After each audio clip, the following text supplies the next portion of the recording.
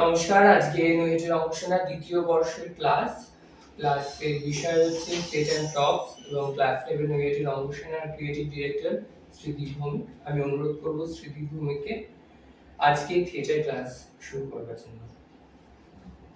তো আজকের ক্লাসের বিষয় হচ্ছে গিয়ে সেট এবং প্রপস বা প্রপার্টি। না, আমি জেরক্স করতে তো যেটাই বলার পজ করেছি। তো সেটের বিষয়ে যে বিষয়গুলো মাথায় রাখার দরকার, আমরা আগেও ক্লাস করেছি, তখন কি অসময় ছিল ওই নাটক ওই ক্লাসে আমি মিস করিনি একটা ক্লাস।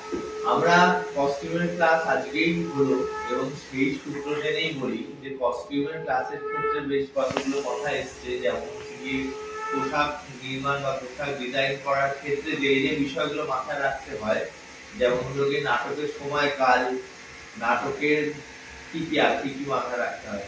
বল, তুই তো শুনেছিস কস্টিউমের ক্ষেত্রে স্পেস, সময়কাল, টাইম, ক্লাস, তারপর টেক্সচার, ওই সময়টা কোন সময় হচ্ছে, তারপরে আবার কিছু কিছু এথিক্স আর নিয়মও আছে, যেমন পড়লে পরিষ্কার করে আবার ফেরত দিতে হবে। হ্যাঁ, সেটার কথা আমি যাচ্ছি না। ডিজাইনের পার্টের ক্ষেত্রে যেগুলো আসছে সেটার ক্ষেত্রেও ঠিক তাই, যে একটা নাটকের সেট করতে গেলে আমাকে আগে প্রথমে তো নাটকটাকে ভালো করে করতে হবে, এবং সেটা শুধু সেটের ক্ষেত্রে না, সেটা অভিনয় করার ক্ষেত্রেও আমরা যদি কোনো একটা ক্যারেক্টার করি তখন স্ক্রিপ্টটাই হবে আমার কাছে একটা স্টাডি ম্যাটেরিয়াল, যে সেই স্ক্রিপ্টটাকে আমি পুরো ভালো করে রিসার্চ করব যে চরিত্র কি লেখা আছে। হ্যাঁ, যেমন সেখানে অনেক সময় আমরা দেখি না, সত্যি এটা সত্যি কথা। সেখানে আমরা সমস্ত রকমের ডেটা পেয়ে যাব, যে এই নাটকে কি ধরনের সেট চাইছে বা কিছু।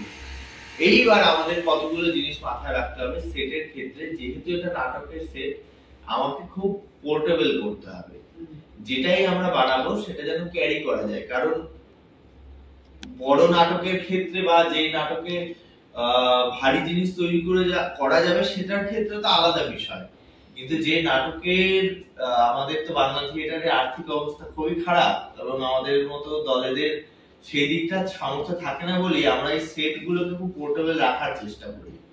কাজে আমাদেরকে এই টেকনিক্যাল কতগুলো জিনিস মাথায় রাখতে হবে যে সেটটা যেন পোর্টেবল হয়। এইবার যেটা বিষয় যে আমরা এবার সেট ডিজাইন করব কি করে, মানে ভাববো কি করে। প্রথমে নাটকটা আমরা করলাম এবং করার পর আমাকে সিন গুলোকে ডিভাইড করে দিতে হবে, পুরো পার্ট পার্ট করে ছকতে হবে যে নাটকের কটা সিন, ঠিক আছে, এবং সেই সিনগুলো কোন জায়গায়, মানে সেটা সেই দৃশ্যটার কোন জায়গাকে রিপ্রেজেন্ট করছে, সেটা কি ইনডোর না সেটা আউটডোর, না সেটা বড় লোকের বাড়ি না গরিব লোকের বাড়ি, সেটা আমাকে আগে একদম পার্ট করে ছকে নিতে হবে, ঠিক আছে। এইবার আমরা সেই যখন পেয়ে গেলাম যে এই নাটকের 5টা দৃশ্য, দুটো দৃশ্য বাইরের বাগানের দৃশ্য আর দুটো দৃশ্য ঘরের ভেতরের সিন, বড়লোক বাড়ি, তাহলে আমরা যেগুলো পাবো সেই ধরনের দিয়ে স্টেজ ব্যালেন্স করে সাজাতে হবে। এবার সেটের ক্ষেত্রে যেটা মাথায় রাখতে হবে, এটা তো গেল যে আমি কি কি বড়লোক বাড়ি দেখাবো না গরিব বাড়ি দেখাবো নাকি বাগান দেখাবো, বা কিন্তু সব গেল, কিন্তু আমাদেরকে সেট ডিজাইনের ক্ষেত্রে মাথায় রাখতে হবে কি ব্যালেন্স। বুঝতে পারছিস ব্যালেন্স মানে কি বলতে চাইছি? এইদিকে বেশি সেট এবং এইদিকে কম সেট, মানে আমরা যদি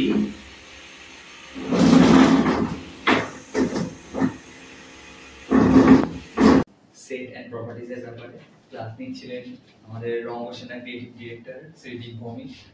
তিনি খুব ভালোভাবে বোঝালেন সেট কি, কিভাবে ইউজ হয়, কিভাবে ইউজ করা যেতে পারে, ইউটিলাইজ করা যেতে পারে, এবং সেট ছাড়া প্রপার্টিজ এর ব্যাপারে আরো বললেন আমাদের ভবিষ্যতে এটা আমাদের কাজে লাগবে আরো নতুন নাটকের ক্ষেত্রে।